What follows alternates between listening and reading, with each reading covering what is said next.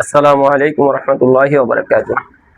আজকের মাসালা ক্লাসের গুরুত্বপূর্ণ একটি বিষয় হচ্ছে ইসলামী সিয়াসত ও বর্তমান ইসলামিক দলের রাজনীতি।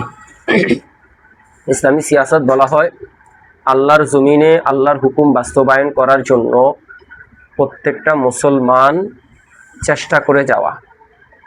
এ কারণে আল্লাহ তাআলা কোরআনে কারিমে বলেছেন ইন্নাদ-দীনা ইনদাল্লাহিল ইসলাম, অর্থাৎ আল্লাহর কাছে সবচাইতে বড় মনোনীত ধর্ম হচ্ছে ইসলাম ধর্ম।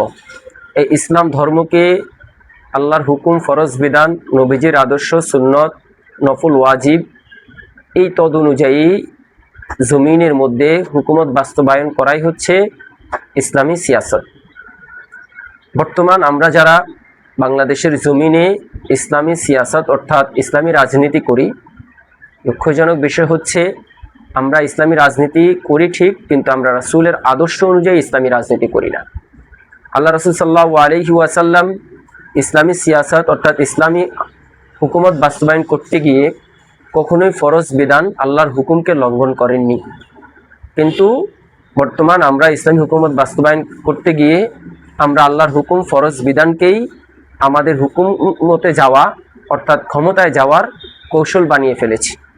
তাই আমি সকল ইসলামিক দলের রাজনীতিক ভাইদেরকে বলবো, দলকে বলবো, আপনাদের প্রতি আমাদের উদাত্ত আহ্বান থাকবে যে ইসলামী হুকুমত বাস্তবায়ন করতে গিয়ে ইসলামের ফরজ বিধান যেন দলগতভাবে, ব্যক্তিগতভাবে অথবা বিভিন্ন সেক্টরগতভাবে কখনোই লঙ্ঘন না হয়, সেই দিকে সর্বোচ্চ খেয়াল রাখবেন। এবং আরও একটি আহ্বান থাকবে, প্রত্যেকটা দলের জন্য আবশ্যক হচ্ছে প্রত্যেকটা দলের মধ্যে একটি প্ল্যাটফর্ম, আলাদা একটি টিম গঠন করা, যারা সব সময় দলের কার্যক্রম নিয়ে সব সময় চোকান্না থাকবে।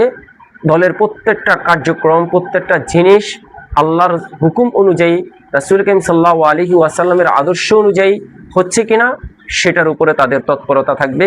তদ অনুযায়ী তারা পরামর্শ দিবে। দল ওই পরামর্শ অনুযায়ী তাদেরকে সামনের মাঠে অর্থাৎ রাজনৈতিক ময়দানে, ইসলামী সিয়াসতের ময়দানে সেগুলো ফলো করবে।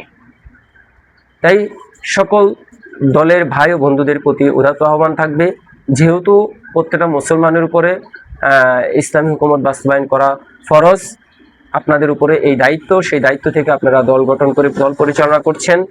আপনাদের প্রতি আমার উদাত্ত আহ্বান থাকবে, ফরজ কোনো বিধান যেন লঙ্ঘন করে কখনোই ইসলামী হুকুমতে যাওয়ার মাধ্যম না হয়, সেই দিকে সর্বোচ্চ খেয়াল রাখবেন। আল্লাহ তাআলা আমাদের সবাইকে বুঝার তৌফিক দান করুক। আসসালামু আলাইকুম ওয়া রাহমাতুল্লাহি ওয়া বারাকাতুহু।